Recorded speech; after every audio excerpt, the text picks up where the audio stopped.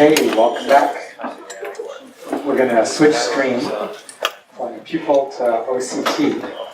So I put together quite a large number of cases to cover in two parts that illustrate how to use OCT and how to interpret artifacts. And, I think you'll find this useful.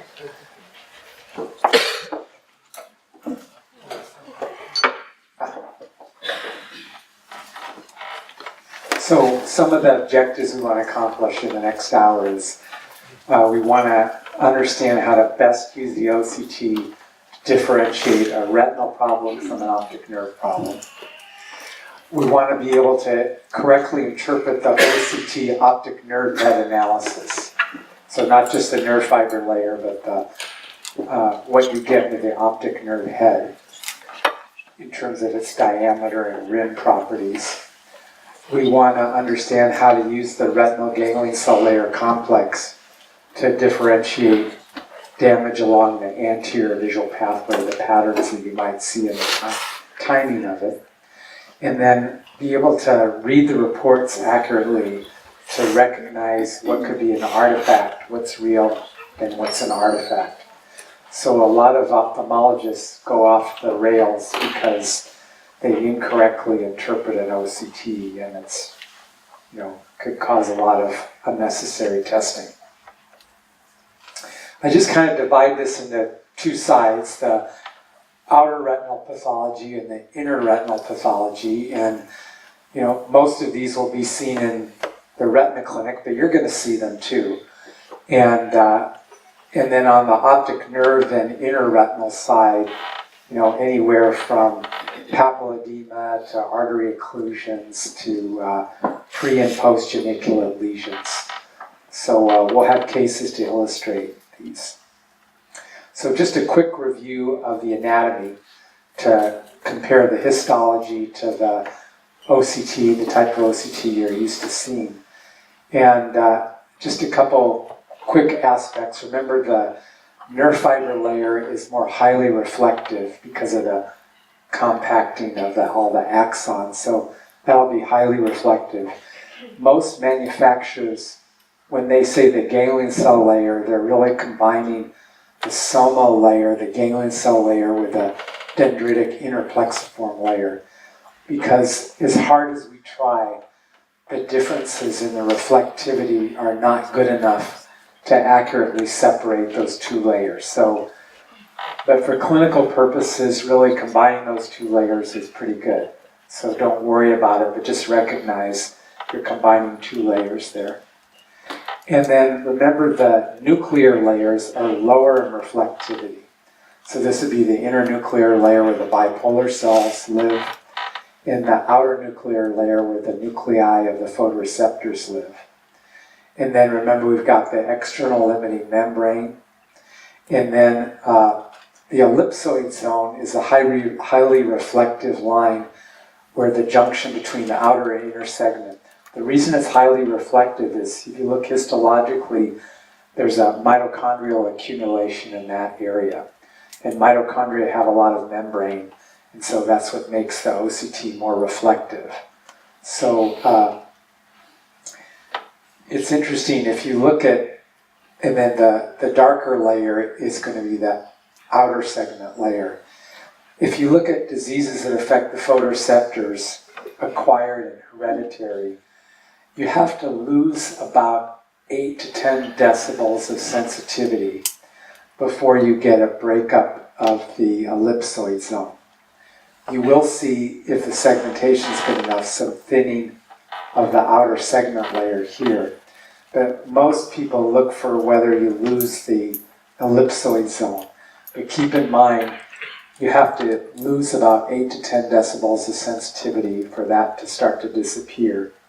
And also, another important thing to recognize is that just because that goes away doesn't mean it's irreversible. So there's some causes of acquired photoreceptor degeneration where you lose the ellipsoid zone, and when it comes back again, the structure. So it doesn't necessarily mean irreversibility. Okay, we talked about that.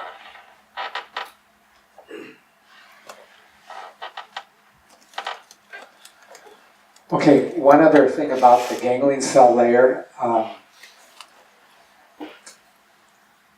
Just remember that damage to the nerve is going to cause atrophy in the ganglion cell layer. I'm going to show you later on how long does that take to develop. And we talked about this complex thickness is the combination of the plexiform layer and the ganglion cell layer. A lot of the cases I'm going to show are on the serous OCT. I think most of you have that. I know the spectralis is used a lot in retina clinics, and then some of you probably have Topcon too. Okay, here's a case to illustrate a good point. This is a patient I saw in our Veterans Hospital, and he was 55 years old, and he was referred as a glaucoma suspect in the left eye. He actually lost the right eye in a motor vehicle accident, 40 years ago. So this was a prosthetic eye. So he only had one eye, the left eye. And he was noticed to have a cupping, a 0.6 cup to disc ratio on routine exam. The pressure was just, higher end of normal. Vision was 20. He was asymptomatic. And somebody thought he may have had kind of an starting of an arcuate field defect with a cupping, so he was referred for possible glaucoma, but you can see the total deviation. There wasn't much of an effect, just a couple, decibels down. And it was repeated again a second time, that left eye. The right eye member was taken out, and just a little something there wasn't thought to be that important. And this was a 10-2, so this is a central 10 degrees, and really looks pretty good. Okay, this was the nerve fiber layer. Remember, we don't have the other eye to compare. And the question was, with this kind of cupping and a rim thinning, and that looked like there was some thinning of the retinal nerve fiber layer. So the question was, this kind of a arcuate structural loss, or what was going on? So this was the ganglion cell layer analysis. You only have the one eye. So what's your interpretation of that? Remember, the color plot is just the thickness of that layer.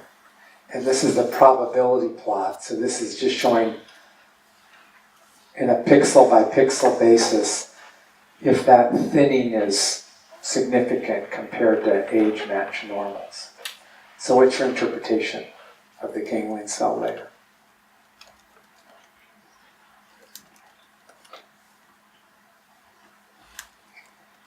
Is that significant or not?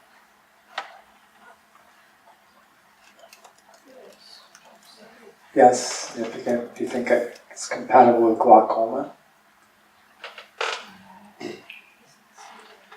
Well, the macula can be affected, macula arcuates, but how about the pattern of the loss? You can speak up.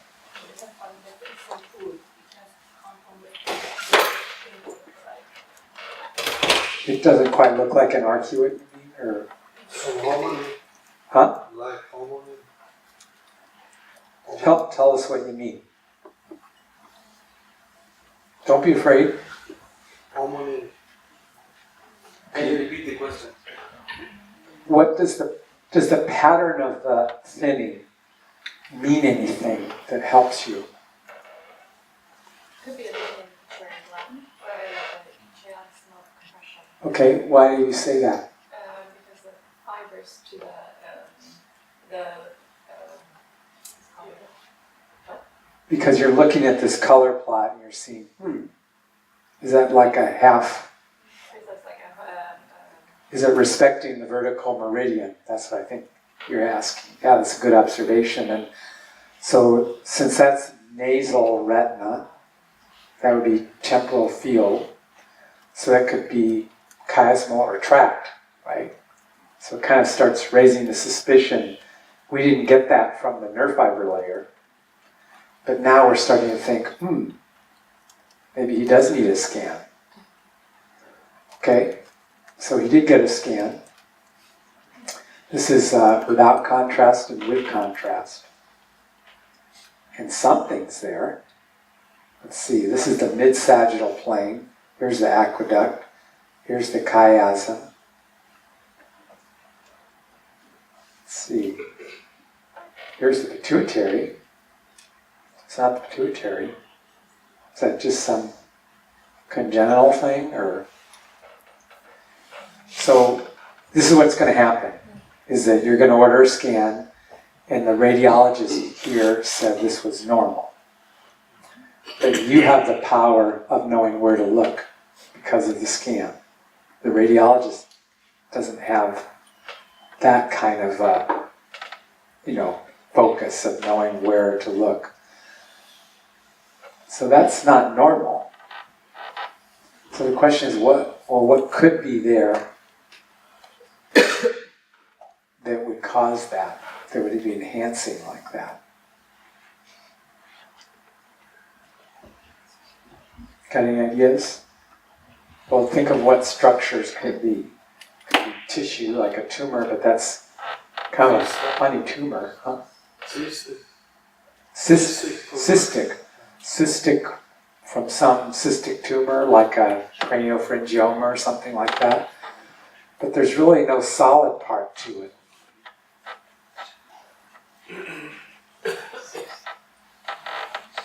Okay.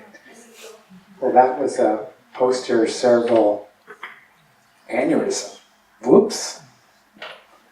So I'm just showing how impactful a ganglion cell OCT can be in a setting like this. So he was treated, as an outpatient with coiling. And so that could be potentially high morbidity untreated. So that's a good case to kind of show, get your attention a little bit. Got mine.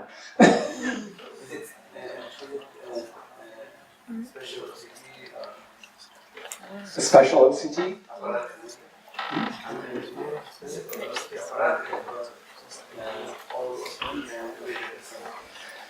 If it can segment the ganglion cell layer, then you should be able to see that. Most of them do. Zeiss. The spectralis now does the ganglion cell layer, and Topcon does the ganglion cell layer. So most manufacturers do it now. Okay, another case walks in with temporal field loss for a month.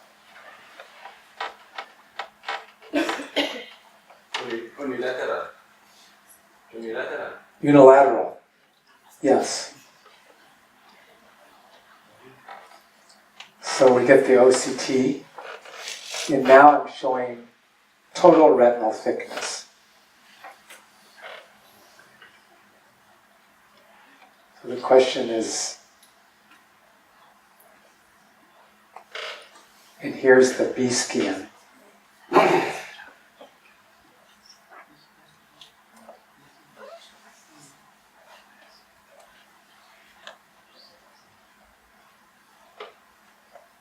So take a good look and see if you see anything abnormal.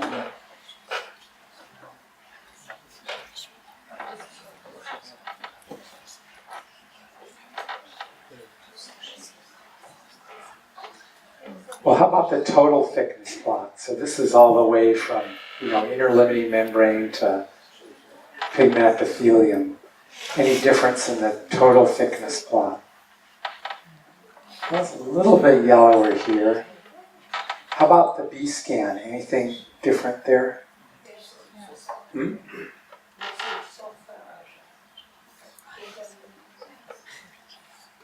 get the control. Yeah, something's missing there, the ellipsoid zone. So what is that? Yes. So how do you get an acquired temporal field defect nasal retina like that in one eye. Do you know what that's called? What kind of vascular? What supplies that area? No, ciliary retinal artery applies the inner retina. So does a branch retinal artery. That's supplied by the choroid. I don't know of any choroidal vascular supply that could give that type of pattern. So those are many small, short posterior ciliary arteries that supply the outer retina. You can't occlude one and get a pattern like that. Any other acquired outer photoreceptor disease that you know about?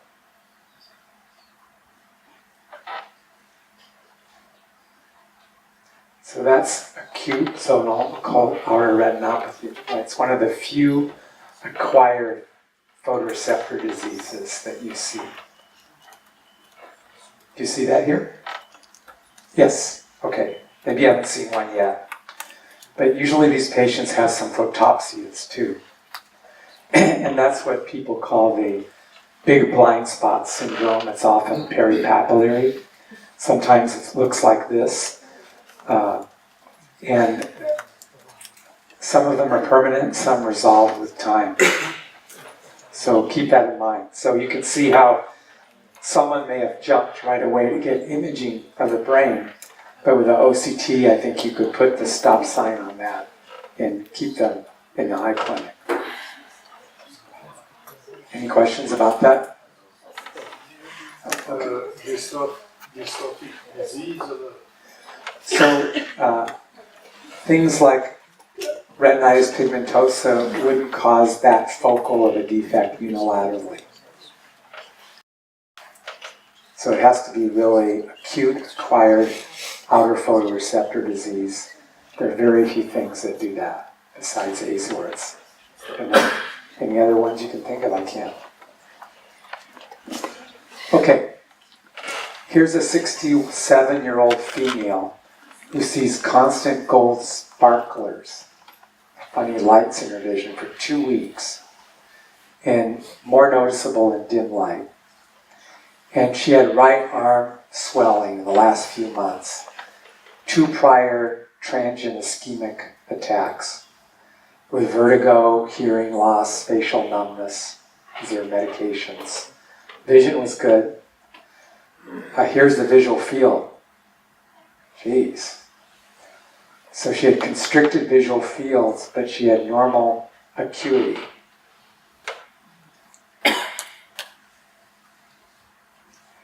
And that was her optic nerves, pretty normal. Here was the nerve fiber layer OCT, which I think you agree looks pretty normal and symmetric. Still within the normal range, both sides. Here's the fundus photos of the peripheral retina. What do you think?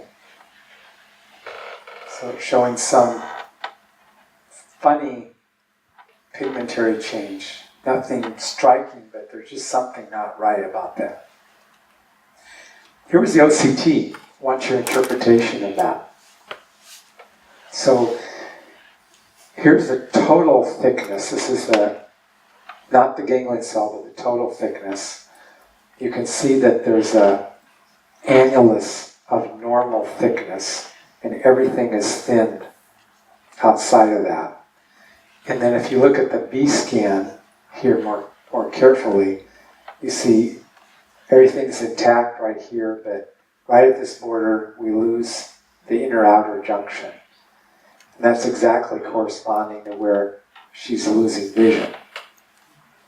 So we've got an outer retinal problem again, bilateral, in that pattern. What would be your diagnosis?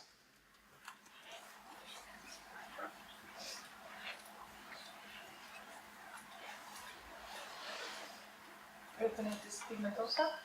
Okay, retinitis pigmentosa, that's good thought. It's common. It would cause a lot of peripheral field defect. The history doesn't quite fit that. Remember what the history was? 2 weeks of sparkling lights and a fairly rapidly progressive visual field loss. But I think you're right that retinitis pigmentosa has to be, on the differential. Anything else that might mimic retinitis pigmentosa that's more rapid, progressive, and has photopsias. Paramaline. Paraneoplastic, very good. Yes, so she had cancer-associated retinopathy. She had anti-recoverant antibodies, and she had a right breast cancer. Remember, she had right arm swelling, so she had lymph node involvement. So the picture here is recognizing, even though you might be sitting in a neuro-ophthalmology clinic or a general practice clinic, recognizing outer photoreceptor disease acquired from inner retinal disease and optic nerve problems. Okay, you did a good job on that. Yes? Field loss reversible? So some of them are somewhat reversible, but most of them are. The biggest controversy in treating these is that if you use immunomodulating agents to suppress the immune system, are you also causing the cancer to progress more? Because part of the response to keep the cancer at bay is to mount an immune response. So it's a big controversy right now, is that if you get these patients and you establish there's a paraneoplastic retinopathy that's autoimmune, and if you use immunosuppression, are you helping or hurting the patient? It's a problem, and I don't have the answer for you yet, and no one does actually. Okay, these are two different patients. They both have inferior altitudinal field loss. One patient has had non-arteritic anterior-ischemic optic neuropathy, and the other has had a branch retinal artery occlusion. And your job is to tell me which one is which. First is first picture. First picture, the top one, you think that's the AION one. And what are you basing that on? Altitudinal symptom defect. Yeah, but this one has an altitudinal field defect too. More spray. More. Spray. Okay. Well, it just may be having more or less damage. They're not exactly matched for damage, but is there a way to differentiate those two? What about the nerve fiber layer plot? Any difference between those? The second one is MAION and first one is And why do you say that? It's fiber layer distribution. The second one more related to the creation because this altitudinal defect is having both sides, both nasal and temporal. Well, this has loss up here, and this one has loss up there. So I don't see how you could tell the difference, because they both have thinning of the nerve fiber layer. Your question is, which one is branching arterial occlusion is not treated for? Is this question? Right. Which one is the BRAO and which one is the NAION? And why? And why? Yeah. Well, let me give you some more imaging, okay? Here's the ganglion cell layer plot. Is that going to help you?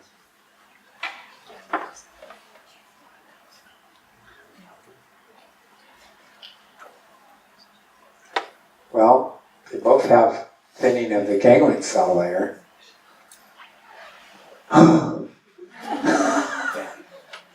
Here's the total retinal thickness plot. Any difference there? Are they the same too?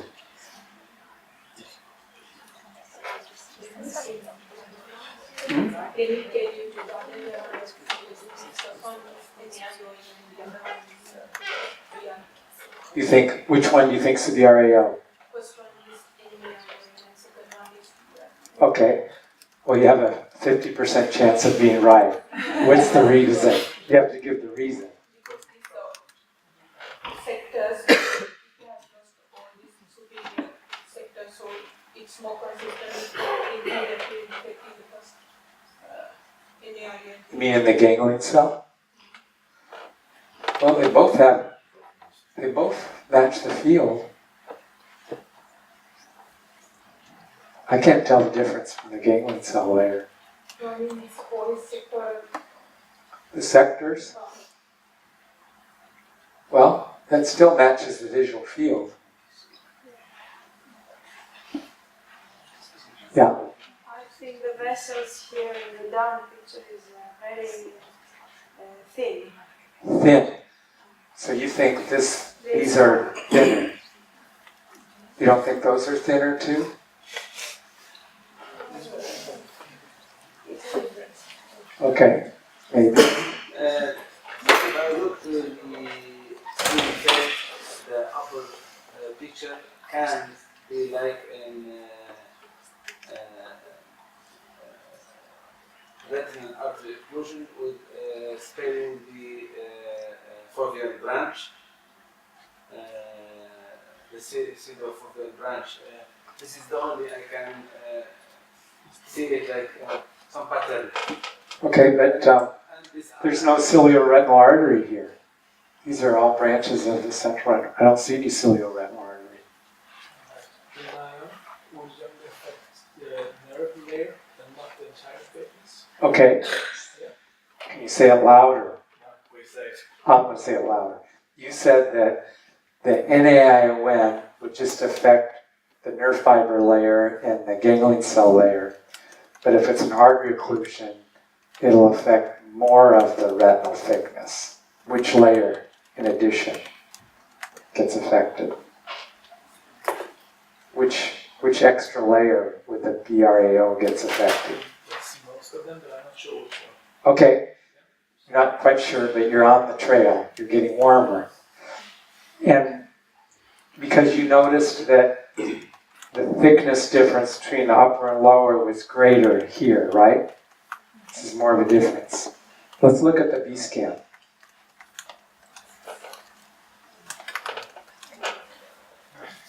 Now what do you think? What's different? Thickness. Yeah, what's missing here that's not missing here? Well, the plexiform layer's gone in both of them. What's that layer? That's the, I remember I said less intense, less reflective is where the nuclei are. That's the inner nuclear layer. What's in the inner nuclear layer? What's that? The layer of the retina is there. That's bipolar cell nuclei, right? Okay, what you need to know is that in NAION or any optic neuropathy, you're getting a thinning of the ganglion cell layer and the nerve fiber layer, no question. The branch artery occlusion, you're going to get thinning of that plus the bipolar cell layer. And why? Why is that? And here's the bipolar cell layer, but why?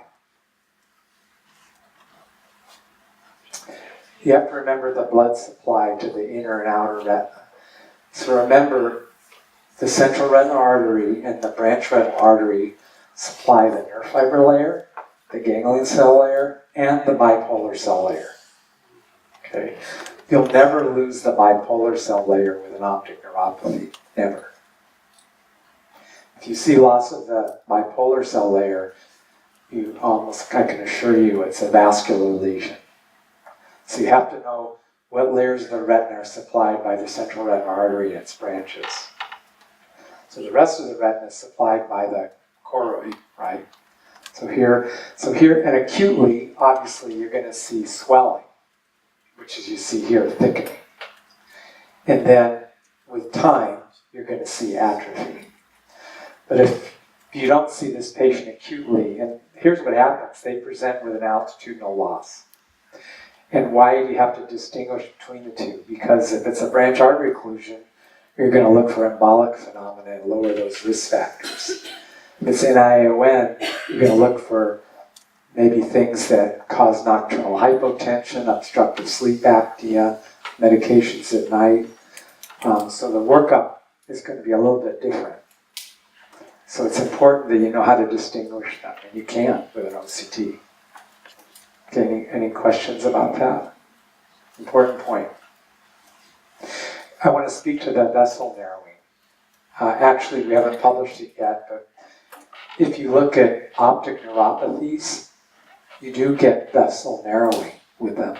And the reason is that because, and you can see this with OCT angiography too, whenever you have a loss of nerve tissue, you'll get an obligatory loss of blood flow to that area because there's no metabolic activity going on. So actually, you may not see as much narrowing, but you will see narrowing. Okay, let's take a second to go through, let's see, are we ready for a break already? We'll go through the normal OCT report. About 11:15. 11:15, okay, you ring the bell when it's time to have a break, right? So let's just go through the normal report for a second. Whoops. A couple things. First of all, you have to make sure that the technician enters the date of birth in correctly, because just like a visual field, all of these instruments are comparing the thickness to age-matched normals. So there's some effect of age on the thickness. So you could be on these probability plots, you could go have a misinterpretation if the age wasn't entered correctly. And most of the manufacturers don't have a good age match control for under 18 years old. So don't be surprised if you have a child under 18, they won't give the probability plot. So you kind of are a little bit handicapped there. And then most of the manufacturers show RNFL thickness map, not a probability plot, but just the thickness. And you can see where the location of the arcuate bundles are located. And most of the manufacturers are giving, obviously the thickness of that average nerve fiber layer at a circle that's about 3 millimeters of diameter. And they're giving some symmetry or asymmetry between the two sides. And if it's in green, that means it's within the normal range, between the 5th and 95th percentile.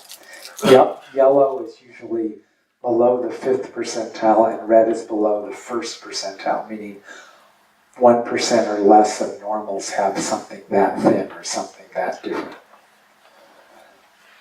And then most of the manufacturers also segment the optic nerve. So they find the border of where the neural canal opening is, how big the hole in the sclera is. How do they do that? Through each part of the volume scan, they find where Bruch's membrane ends.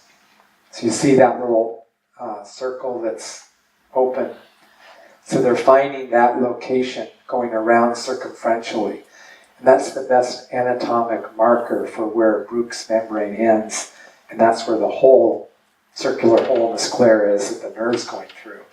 So that's what's given as the disc area. And the normal disc area is about 1.75 to 1.85 millimeters squared.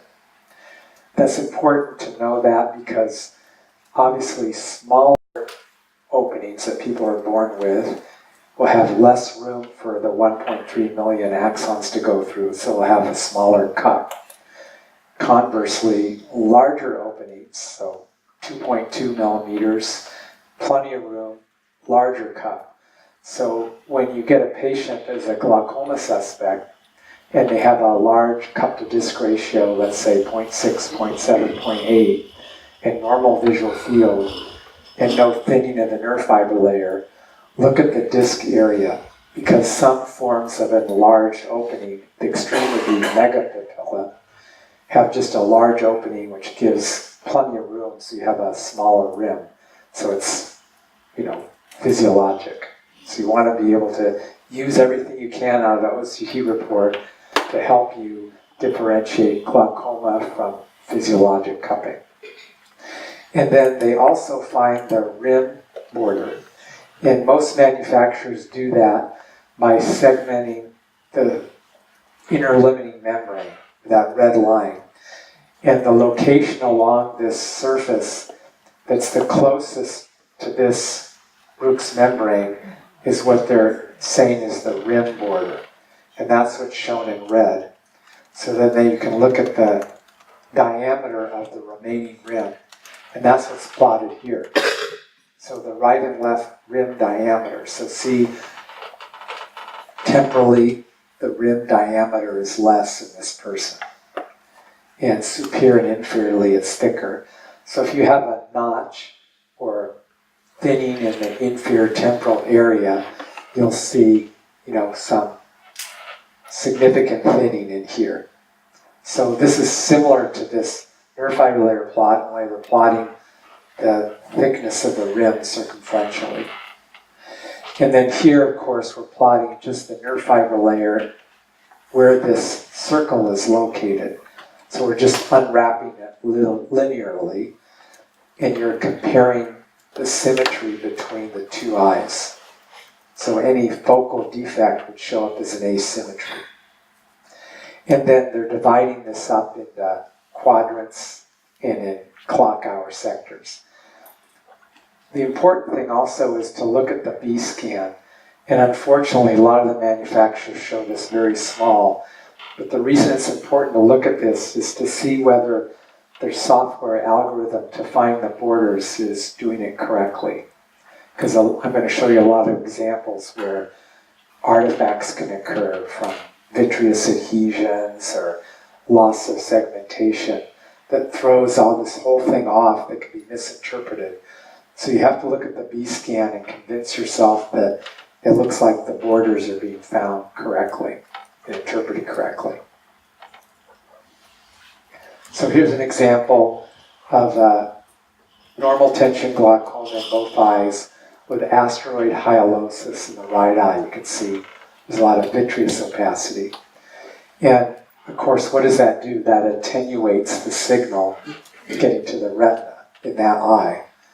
And you can see that the signal strength is shown much less in the right eye compared to the left eye. So if you get a signal strength of 6 or below, you should be worried that the scan doesn't have enough signal to do that segmentation of the different layers accurately.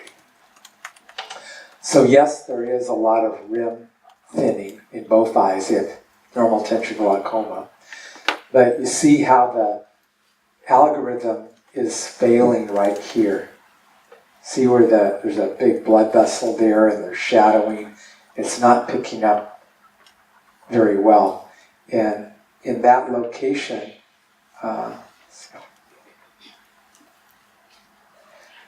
is shown black here. So it's not finding any thickness there. Even with the most advanced optic neuropathy, there still should be some remaining thickness. And you can see that's see how that's going down to almost 0.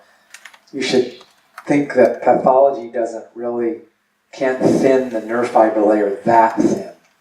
So that's a tip-off that something's happening here at the intersection of that line that's an artifact. You can see black here. So the reduction in signal strength can lead to this artifact, and any kind of media opacity, whether it's vitreous in that last patient, dry eye, cataract, can cause a loss of signal strength. So be wary, be cautious about that if the signal strength is down. Here's another case where the signal strength is way down. You can see that here by looking at the B scan. And whenever you see black on the thickness plot, that tells you right away something bad happened with the algorithm. Don't trust it. And here you can see it affected where that purple circle intersects that area where It was the signal strength was down that made the nerve fiber layer drop to 0 here. So ignore all that. That's just artifact.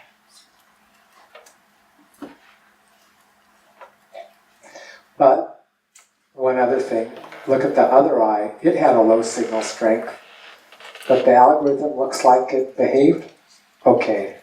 So it doesn't always mean it's bad, but you should look at it very carefully if you see a low signal strength. Here's a spectralis with papilledema, so thickening of the nerve fiber layer, and you can see the algorithm, it can't find where the nerve fiber layer borders are, it's just too thick. So be very suspicious in swelling whether these algorithms behave as well as you like them to.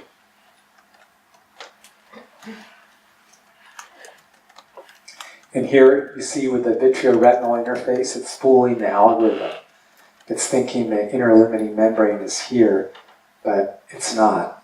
This vitreous is throwing it off. Okay. I just want to take a few cases before the break and show you the purpose of this is to understand why you want to use the nerve fiber layer and the ganglion cell layer together as a unit to think about the differential diagnosis. So here's a 44-year-old male that had a decrease in vision in the right eye 2 months ago. And the reason that he came in is that he noticed an abrupt loss of vision in the left eye just in the last few days. And so this was the fundus picture in the fluorescein angiogram.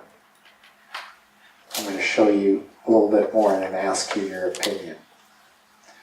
This was the visual field. So there was a big central scotoma in the eye that had vision loss 2 months ago, and another central scotoma not as big in the eye that just lost it a couple days ago. Count fingers and 2200. Okay, here's the nerve fiber layer. What's your interpretation? Normal, thick, or thin?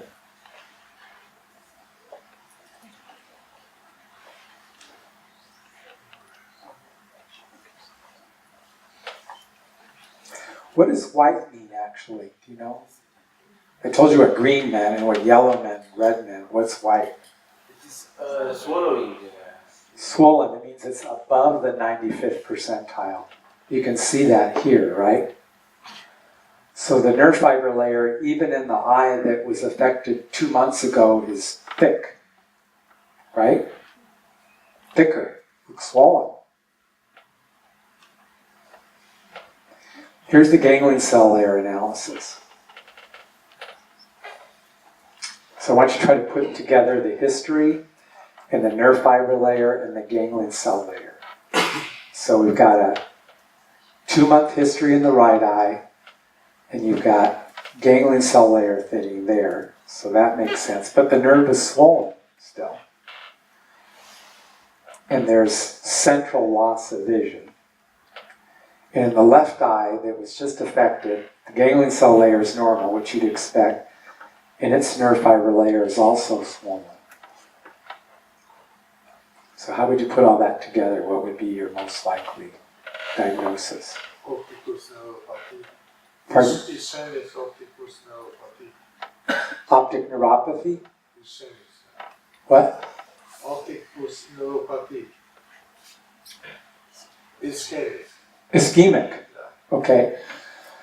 So ischemic, would you expect the nerve to still be swollen in the right eye after 2 months? The same as the newly affected eye. ICD. Hmm? ICD. What's that? IC? Intracranial occlusion. Say it again? Oh, raised intracranial pressure. Okay, so that's a good thought. The only problem is the central loss. It's not typical for papilledema. You can get it with time, but that would be on my differential. But this kind of age group, 45-year-old, first loss in the right eye, then loss in the left eye. Now we have swollen nerves that are chronic in the right eye and new in the left, and a ganglion cell loss. So, anything else? It looked more like inflammatory and rectic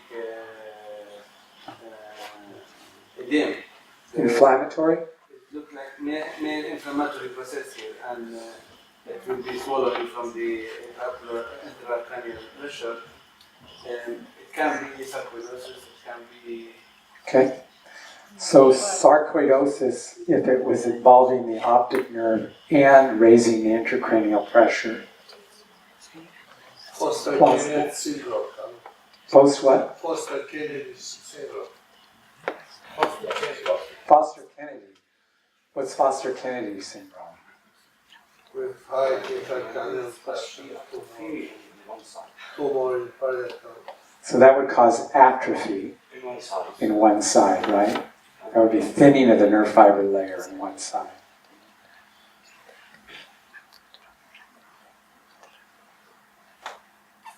This is Scandinavia. We got a male. We got sequential vision loss. Huh?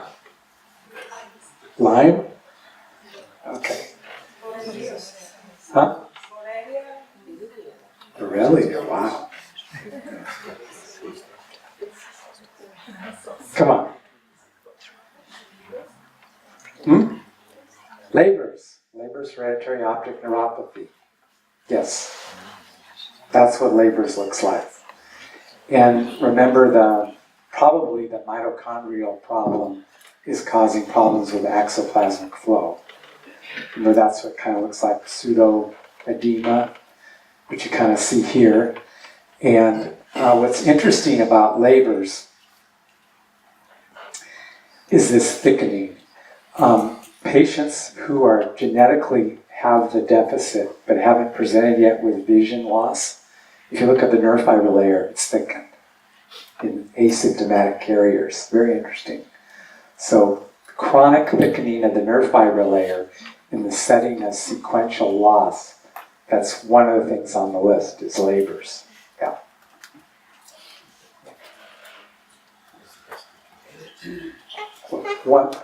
One more before the break. Can we do one more? Sure. All right. Here's a 37-year-old female with worsening vision in both eyes. The nerves look swollen.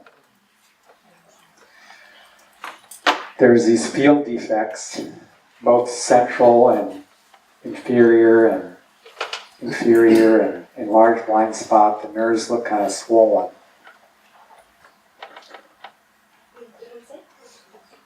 Drusen, okay. Drusen causing 2200 vision. Don't fall into that trap. Even if you see drusen, I would scan a person. Because drusen shouldn't affect the very central part of the field. That'd be very rare. It's portable, but I would be very, very suspicious that's not the cause. So we got the thickening of the nerve fiber layer, more on the left side than the right. And we got ganglion cell loss in both eyes.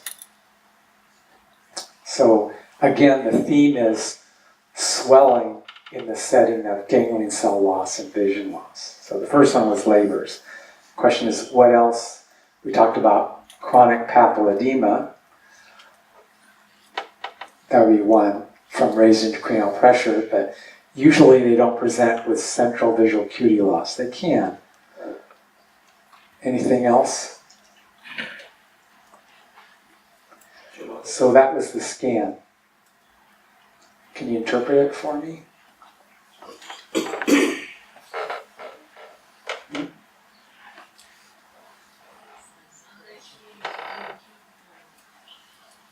What do you think?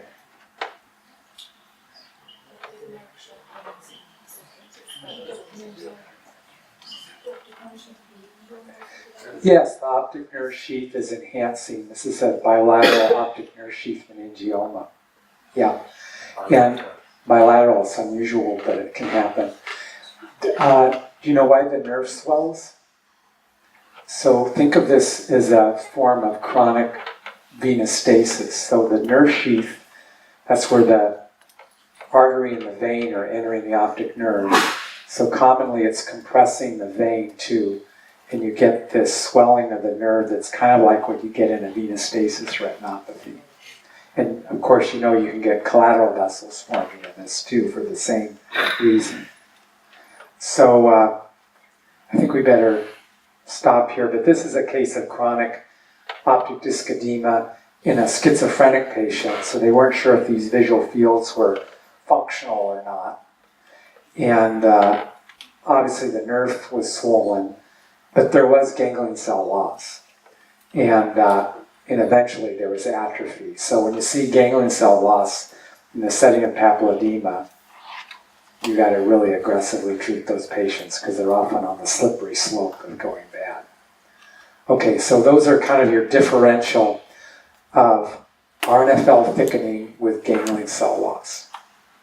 So I'm trying to give you some examples of how you want to use both the nerve fiber layer and the ganglion cell in combination, not by itself. Let's take a break and then we'll come back. Okay. Let's see.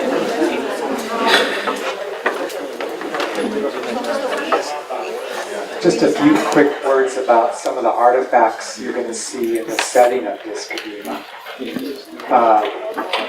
I mentioned that when the disc gets swollen enough, the automated software just doesn't work very well. Another quick example of that is that you'll see that, yes, anybody can see the nerves are swollen, but you're not going to be able to go by the segmentation because the layer is so disrupted by the edema, it really just can't find the border correctly. So don't depend on that so much for following the patient.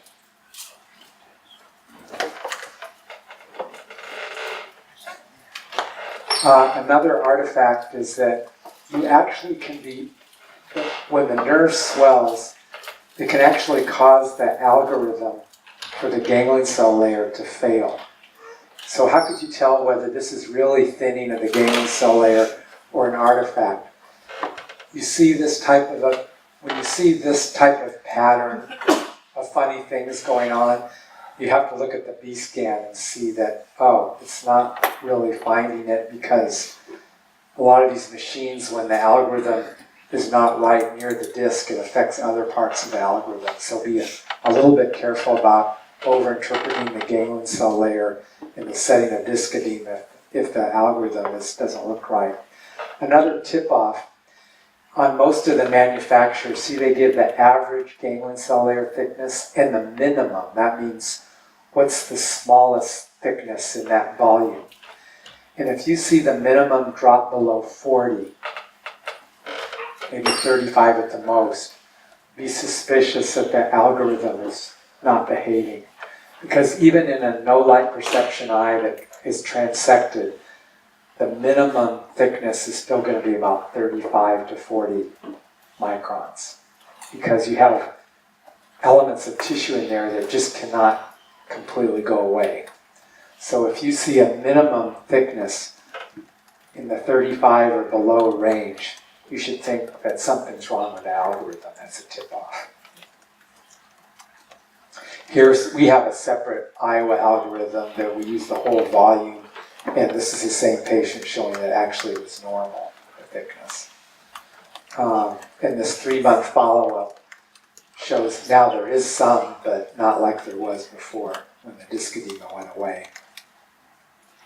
And now you can see we're kind of in the normal range. So that was kind of an artifact. And then with the spectralis, similarly, it just can't find the layers when there's too much swelling. It's just impossible, it's too disrupted.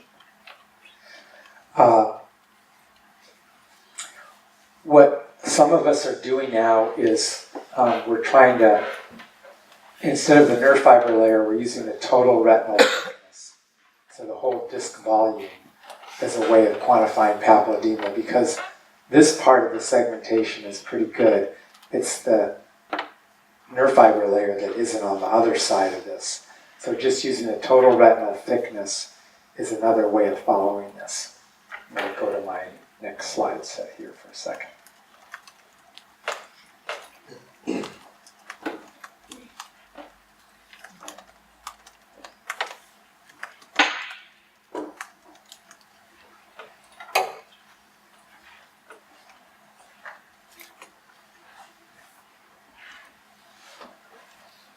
Okay, so for example, the Friesen grade, this is showing different Friesen grades and the disc volume that corresponds to that.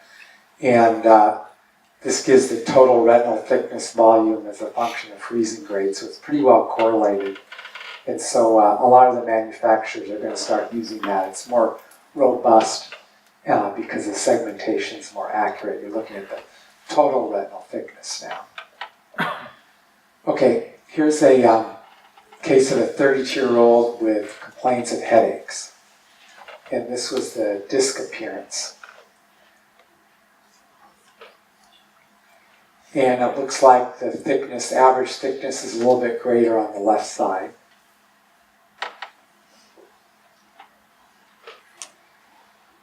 Now, you see something on the fundus photo that looks a little bit abnormal where the arrow is. Here's the total retinal thickness plot. So you see this? Do you know what that represents? So those are folds. And folds are a very important sign of swelling. And I'm going to come back to that in just a second. Also, with swelling, sometimes you can have subretinal fluid. And if you look at the en face OCT, so in most of these instruments now, you're used to looking at the cross-section of the OCT. But you can also look at the layers in an en face frontal view, which you're seeing here. And you can see the subretinal fluid either in the en face view or on the scanning laser view. And you can see when the fluid goes away, you still can see footprints that there had been fluid there. So there's still some signs of it. And some of these patients don't recover vision completely, so it's a useful sign for looking at somebody who did have fluid that's resolved. So there's different types of folds in papilledema. You can use OCT to help characterize. I'm going to show you the OCT equivalent. I just want to make you aware of this because many of us are using it now to help differentiate pseudopapilledema from true papilledema. So A shows circumpapillary folds. See these concentric folds? Those are called peripapillary wrinkles. And those are present in any kind of swelling of the nerve, whether it's ischemic optic neuropathy, anything that causes a nerve to swell. But we have not yet seen a pseudopapilledema case that has wrinkles like that, either from drusen or anomalous nerves. So I think if you see those, there is some swelling. We don't know if it's from papilledema or not. If you see radial folds, we've only seen those, and others have reported it too, in true raised intracranial pressure papilledema. Other forms of edema do not usually cause radial folds. Okay? So here's another example of some spiraling wrinkles. Those could be any kind of edema. And then finally, choroidal folds are deeper. These actually are not in the choroid. I'm going to show you with the OCT. These are in the inner retina. So here's the en face view of those equivalent. So this shows you how this en face view can help you see the wrinkles and folds better. And these are the radial folds that are characteristic of true papilledema, as opposed to these wrinkles which are any kind of edema. And again, what you see is these peripapillary wrinkles are actually wrinkles in the nerve fiber layer. And here are true choroidal folds. You'll see it in the outer retina here. Those are not as common. Okay, let's spend a few minutes going back to the ganglion cell layer, because you've already gotten this, so we can go through these pretty fast. Here's a 43-year-old woman who presents with a homonymous visual field loss following a motor vehicle accident that occurred 6 months ago. And you do a swinging flashlight test. I'm going to test you now. Which eye has the RAPD in it? The right eye or the left eye? Huh? Right eye, because that's got the temporal field loss. Okay. And this was the OCT. So we've got ganglion cell loss and an RAPD. So I think that localizes to the tract. And here in cross section, you can see the tract is atrophied on that left side, causing the right homonymous. So homonymous pattern of ganglion cell loss with an RAPD, think about a tract lesion. Okay, here's a 32-year-old woman who presents with painless onset of vision loss for 3 weeks. So she describes the missing the beginning of words when she's reading. 3 weeks. She also describes heat-induced vision loss in the left eye for the last year. Visual acuity was 2020. So this is 3 weeks after having trouble missing the beginning of words. And this was the visual field. So I think you can agree it looks kind of homonymous, right? That's why she's missing the beginning of words. Oops.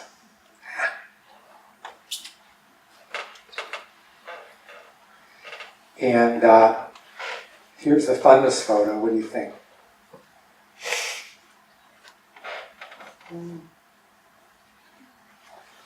Maybe a little bit of pallor. Remember, she had loss of vision in the left eye before this new problem.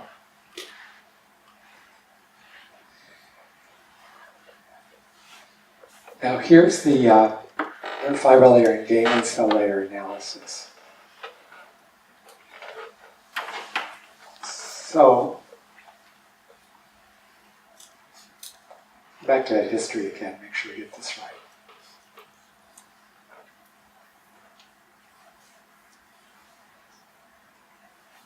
Painless onset of vision loss for 3 weeks.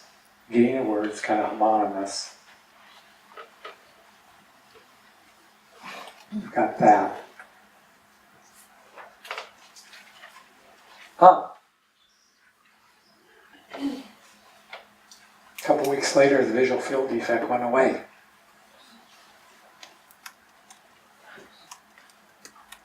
And that's what was left. So the point I'm trying to make here, what's your diagnosis if someone has painless loss of vision that then gets better on its own, but leaves in its place ganglion cell loss and a normal visual field? It's kind of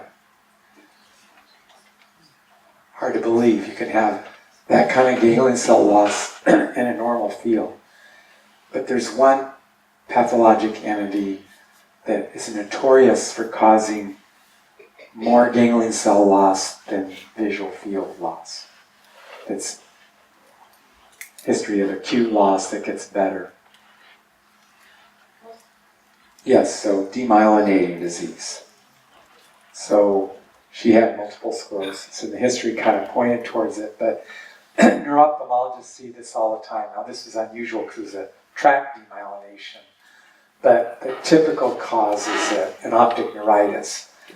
And I can tell you that most of these patients, recover their visual field, but the majority of them, not everyone, have some residual ganglion cell loss. And that's why neurologists will often consult you now as ophthalmologists. They have a patient, they're suspicious that they have MS from some new lesion somewhere. And they want you to do an inventory of their visual pathway to see if you have any evidence of previous demyelination. And that's why the OCT ganglion cell layer analysis should be part of that. Because if you see ganglion cell loss in that setting with a normal visual field, probably they did have optic neuritis in the past. And some of these patients have demyelination without a clinical optic neuritis. You take a lot of publications now. If you take all MS patients with no previous history of optic neuritis and do OCTs on them, you find lots of evidence of structural loss in the retina. Yes? And transient ischemic attack near the collateral area cause A transient ischemic attack of what? TIA can cause a similar picture? No, Why? because it's transient. It was never any permanent damage. And its transient ischemic events are almost always of the posterior geniculate pathway. Right? If it attack the geniculate corpus? Yeah, but it So the wouldn't. axons, But it got better. You said transient. That's within hours. This was a patient we saw who had traumatic optic neuropathy, and they lived locally. So we were able to get an OCT scan, many times, in every couple of days.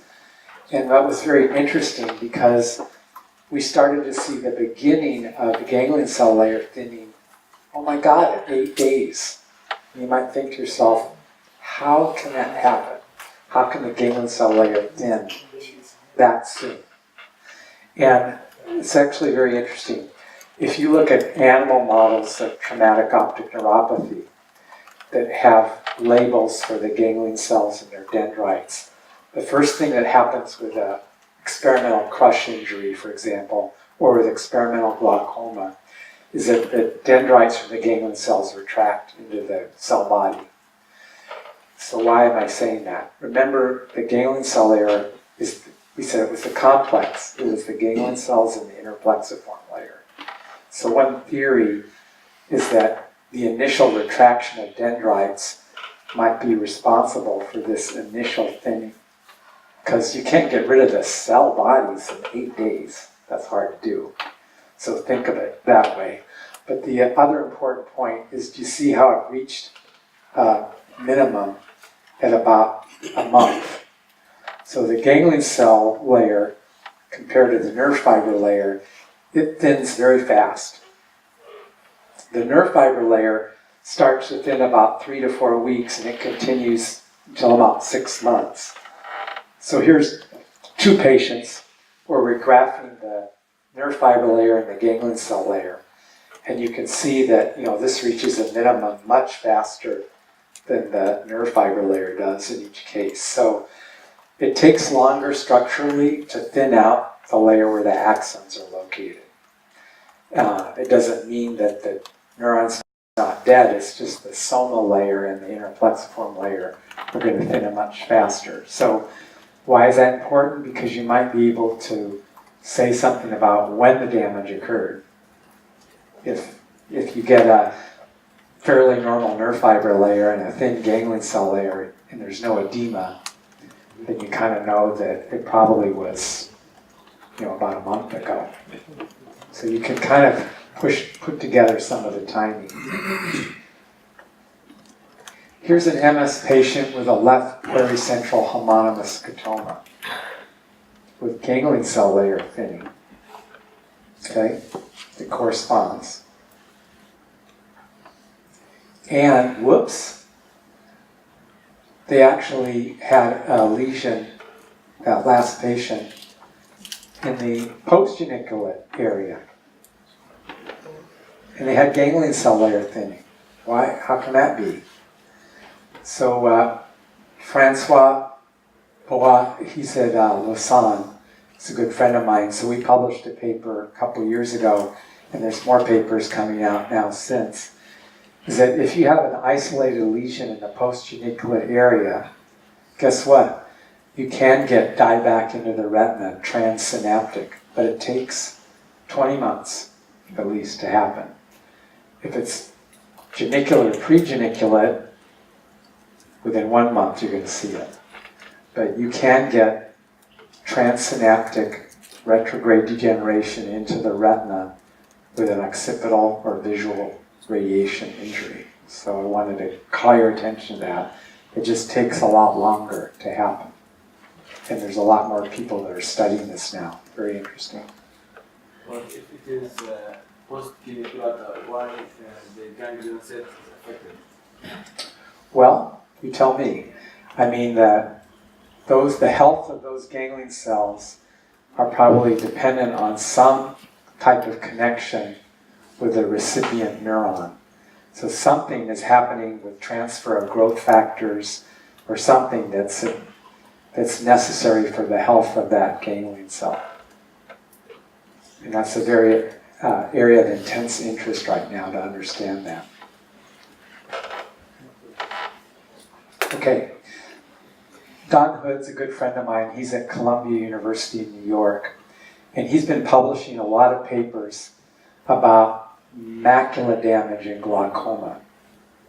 And I wanted to take a few minutes to cover this because I know you must see a lot of glaucoma patients and you're going to see glaucoma patients. And the question is, what should you know about the macula part of the story with glaucoma? Because previously it was thought that, gee, well, the macula could be involved in glaucoma, but only at late stages. And that's been shown to be wrong. First of all, the normal visual field you do is a 24-2, right? That's a 6-degree spacing grid.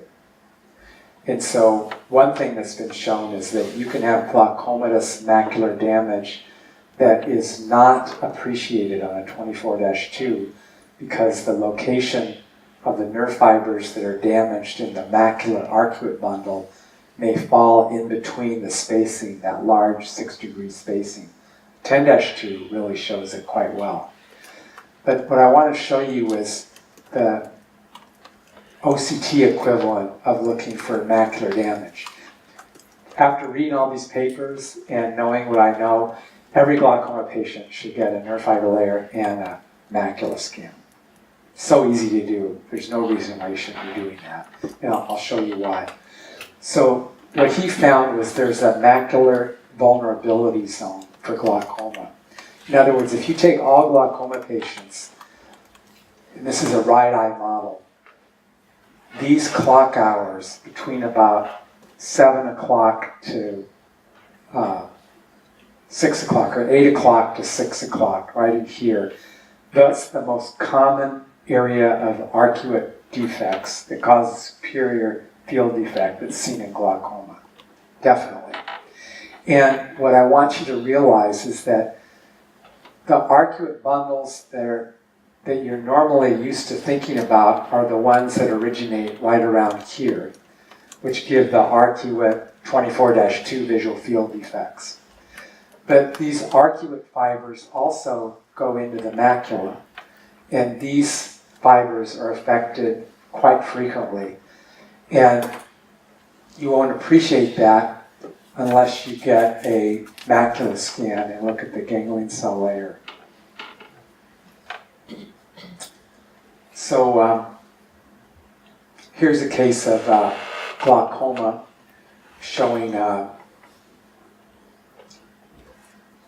24-2 and thinning here. And you can see the thinning in this area. Also the other eye is showing a lot of rim thinning. See how thin the rim is? And there's some asymmetry in the nerve fiber layer. And here's the ganglion cell layer. So you see that actually not only these bundles, but the bundles that are coming into the macula are affected. And Laura and I were talking the other day, don't forget to use your Amsler grid as another easy to use way of testing the visual field within the central 10 degrees. And so a lot of your glaucoma patients, you don't have time to do a 24-2 and a 10-2, but you can at least identify defects on an Amsler grid. But the ganglion cell layer analysis will help you there. So that's my message. Here's a 63-year-old referred for decrease in peripheral vision and possible glaucoma. Because gee, it looks like a lot of cupping and some thinning of the rim in both eyes. And here was the visual field. So some people thought that there was, superior arcuate defects here. But the ganglion cell layer showed something different. So what are we worried about here? Same theme. You got it before.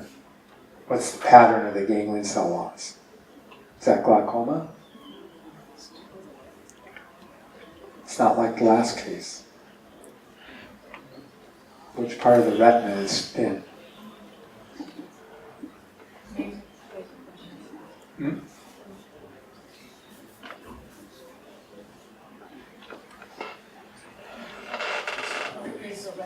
Nasal retina.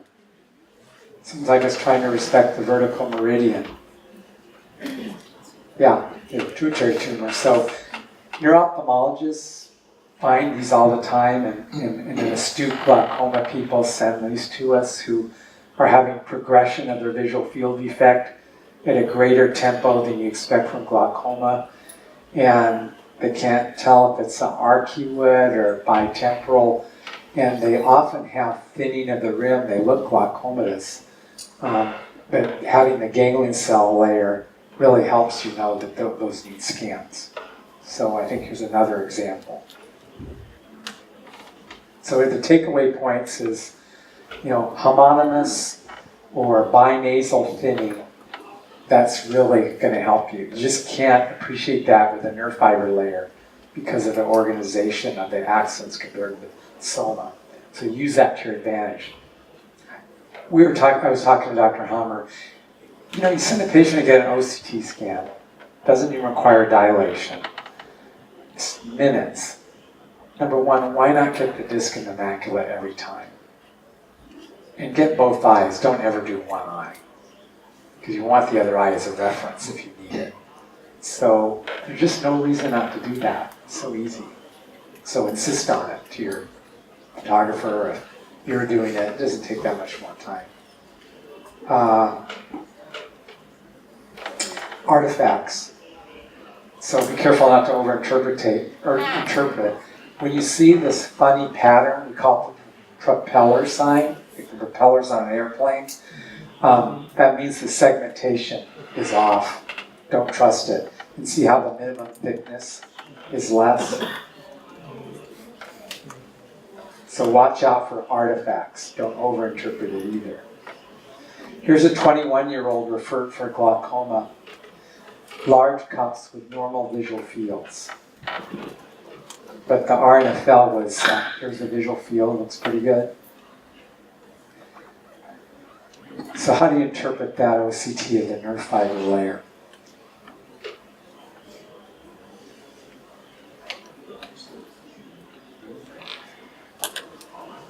What do you think?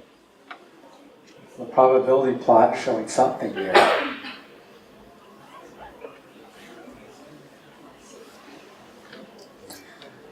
I want you to start paying attention to the distribution of where the peaks are. That would be where the thickest part of the arcuate bundles are located relative to age-matched normals.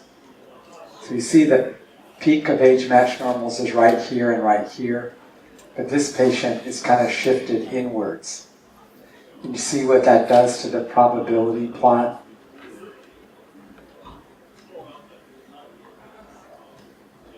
So first of all, the disc area is really big, right? So that might explain why there's such a large cut. Remember I said normal is 1.75 to 1.85. So this is kind of a form of megapapilla. But why do you get this? Because their location of their arcuate bundles, see how they're coming out more vertically? Or it's thinking the normal should be coming in here. So it's expecting the thickest part of the bundle to be right here, you know, which is right here. But theirs is here because it's developmentally coming in more vertically. So when the peaks are shifted this direction, that's more characteristic of a shorter eye, a hyperopic eye. And regarding the disc area, this is from Chris Gerken, who's the chairman in Alabama. He published a paper showing the normal distribution of disc area. So remember I said that normal's about in here. This patient's way over here, so that's megapapilla. And the disc area is related to the rim area. So obviously the larger the opening, the more cup there is and the smaller the rim. It's just more space. So this is megapapilla with this peak shifting. And to show you the opposite, see in this patient how the peaks are shifted now this direction because their nerve fiber layer bundles are coming in at a more acute angle. This is a myopic eye, just the opposite, a longer eye. And it shows the probability plot being abnormal because these peaks are shifted compared to normal. So the glaucoma doctors call this red disease. Red because it's red on the probability plot, and they get referred in from the outside doctor for a glaucoma, and it's not. It's just a myopic eye. And there's really no significant cupping there either. So pay attention to the location of the peaks. Almost done. So you see, this is where the normal bundle is supposed to be coming in, and these are more acute towards the macula, and that's why they're shifted over compared to normal. Another patient with a family history of glaucoma that has these probability plots. Looks kind of like a funny pattern. And look at where the arcuate bundles are. It's kind of odd, isn't it? And look at how these are shifted over. Well, look at the fundus photo. You see what's happening? So both eyes are rotated, right? So that patient had excyclotorsion of the right eye and incyclotorsion of the left eye due to demyelinating disease with a skew deviation. So torsion of the eyes, either from the person, their head's not in their right, or from the eyes rotating, can shift these bundles and give abnormal probability plots. So be aware. I think this is one of the last cases. Here's a patient that had superior field defects, sent in by the optometrist for glaucoma suspect, but gee, is there cupping there? I don't know. What's your interpretation? Yes. So now this is the opposite, 1.43. When you see that these are grayed out, that means that's outside of the normal range and they can't even use the disc parameters. It means be aware. Small nerves, see how they're almost like teardrop? Because, and this is where the nerve fiber layer defect is and the visual field defect was superiorly. So that's segmental optic nerve hypoplasia. So I'm showing you how you can use the disc analysis. It's small and it's not a normal shape. And that corresponds to where there's missing nerve fiber layer because it was developmental.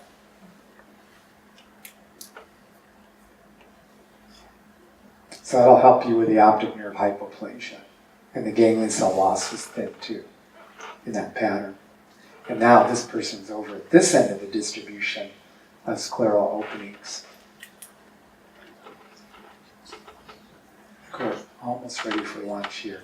One other point I want to make, this patient had a bilateral cavernous sinus meningioma, no light perception in this eye with optic atrophy, and optic atrophy here.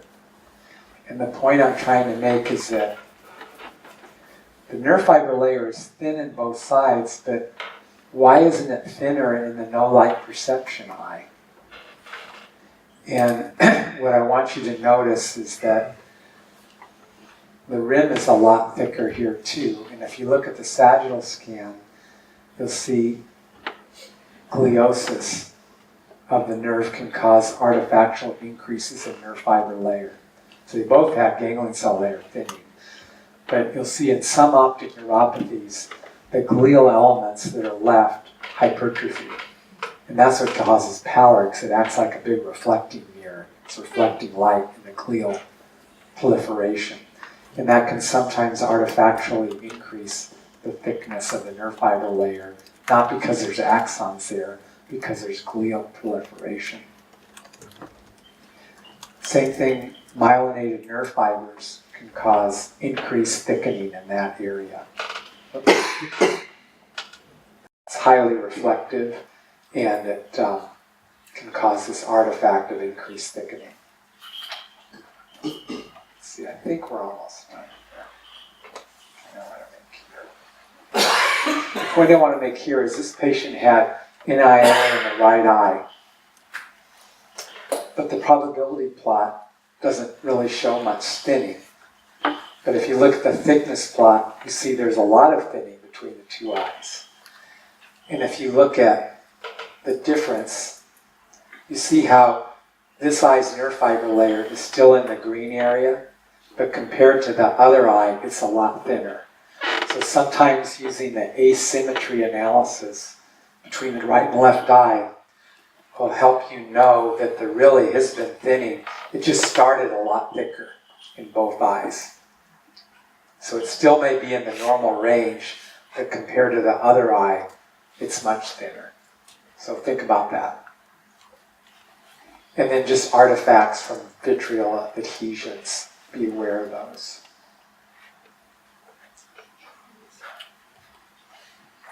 I think we're just about done. Probably getting. Another artifact I want to make you aware of. This person had a cilioretinal artery occlusion acutely. You see the swelling right here? And that will attenuate the signal. So someone might mistake that as subretinal fluid, but it's really attenuation from something highly reflective above it. And when there was atrophy later, 2 months later, you see how that went away. But of course now there's ganglion cell loss in that area. So we put out a paper a year or two ago talking about all these artifacts. Here's the reference for it. It's in your PDF on the slide set. And I think that's all I want to say at this point. A lot of information, but take-home points. You have to know how to look at the report and evaluate both the nerve fiber layer, the disc morphometrics, the ganglion cell layer, how to pick out artifacts, and trying to think about combining all these together. And then add the visual field on top of it. So we talked about disparities between the visual field and structural loss, when they do correspond, when they don't.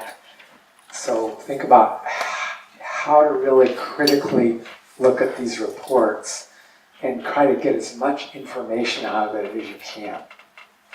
And I realize you can't become an expert overnight, but take the time that you need to interpret the report carefully. Most ophthalmologists are looking at these reports just too fast. You really have to look at it like an MRI scan, really look at what's in there and get the most out of it you can to help you. It's there to help you, right? Not to hurt you. Okay. Thank you so much for that. Yeah. Excellent talk.